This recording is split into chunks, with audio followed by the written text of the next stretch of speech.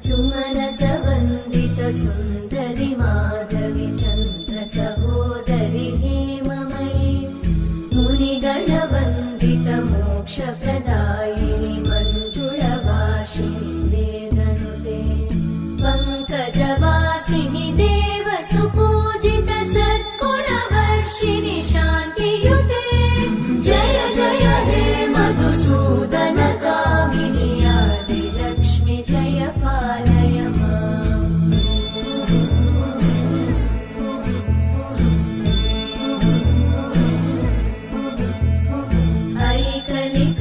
ऐकलिकल्मषनाशिनि कामिनि वैदिकरूपिणि वेदमये क्षीरसमुद्भव मङ्गलरूपिणि मन्त्रनिवासिनि मन्त्रनुते मङ्गलदायिनि अम्बुजवासिनि देवगणाश्रितपादयुते जय जय हे मधुसूदन कामिनि धान्यलक्ष्मि जय पालय माम् जय वरवर्णिनि वैष्णवि भार्गवि मन्त्रस्वरूपिणि मन्त्रमये सुरगणपूजित शीघ्रफलप्रद ज्ञानविकासिनि शास्त्रनुते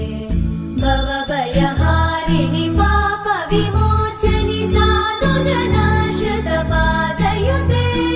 जय जय हे मधुसूदन कामिनि धैर्यलक्ष्मि जय पालय माम्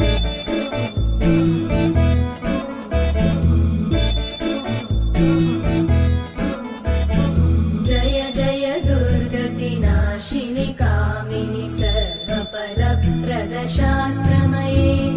रथगजतुरगपदादिसमानुत परिजनमण्डित लोकनुते हरिहर ब्रह्म सुपूजित सेवित तापनिवारिणि पादयुते जय जय हे मधुसूदन कामिनि श्रीगजलक्ष्मी पालय माम्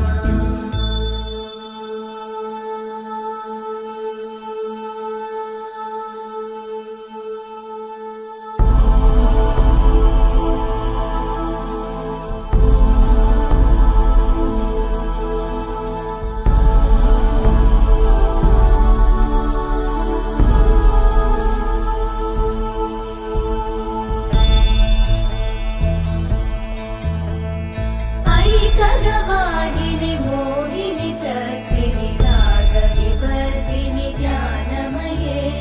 गुणगणवारिधि लोकहितैषिणि सप्तस्वरवरगाननुते सकलसुरासुरदेव